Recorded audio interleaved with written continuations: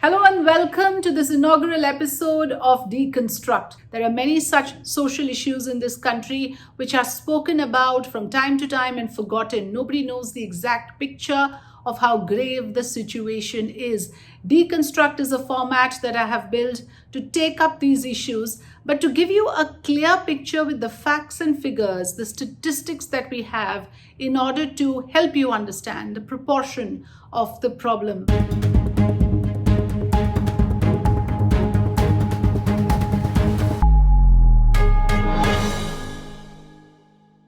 Well, we all know children belong to schools. They don't belong to workplaces.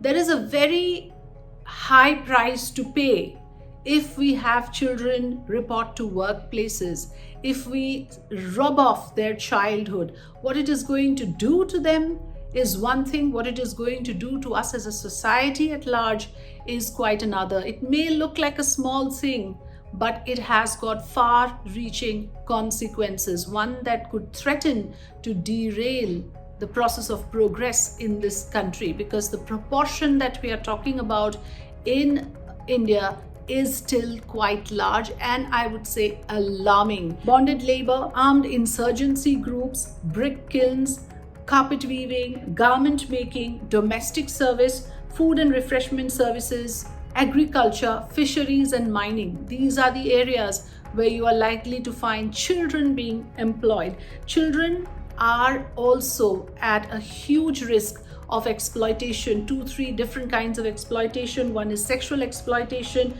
Production of child pornography online is another. These two areas, again, where children are being employed and exploited. What is responsible for the proliferation of child labor? Of course, poverty, social norms, the environment, the ecosystem that sort of supports, condones child labor and enables child labor.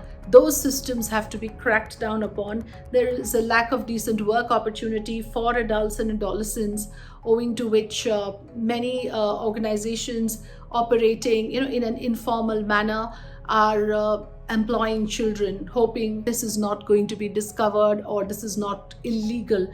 A global report which gives us a breakdown of which are the sectors globally that are employing children.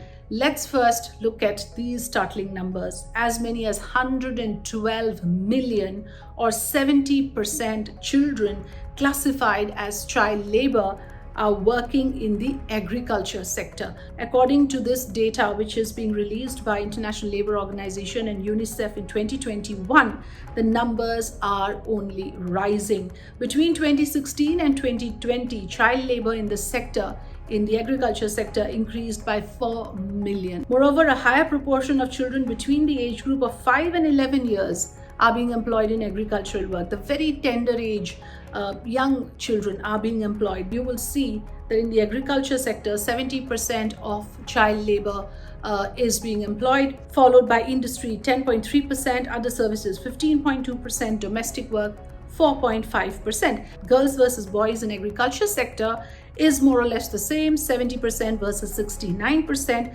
But when you look at industry, the number for boys is much higher. If you look at other services, again, girls are being employed far more than the boys. In domestic work, again, girls are being employed 6.9% versus 2.9%. When we look at the other important index, which is called the Kids Rights Index 2023, this is one of the latest report that we have accessed. Take a look at India's ranking. We stand at 115 in the rankings when it comes to the Kids Rights Index 2023, and I'll tell you what this index is about.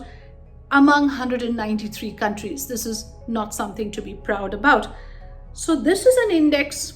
It's an annual Kids Rights Index based on 20 indicators. It covers 5 major domains: right to life, right to health, right to education, right to protection, and right to an enabling environment. So considering these 5 parameters, India stands at 115. The countries that are top of the list are Sweden, Finland, and Iceland. And bottom of the list, of course, Afghanistan, South Sudan, and Chad. A quarter of children around the world are set to live in poverty this year after Russia's war in Ukraine have raised food and energy costs. That's the bottom line, viewers, and we need to wake up and smell the coffee. This is a report by Dutch NGO Kids Right, which publishes this Kids Rights Index based on United Nations figures. Are we going to be quiet? Are we going to be completely silent when we see children being exploited, children being employed, when they should actually be in schools getting their education? And remember, the other big price that we would have to pay if we do not break this vicious cycle is that it will continue if we do not break this chain. Let's start demanding that child labor be weeded out completely from our country.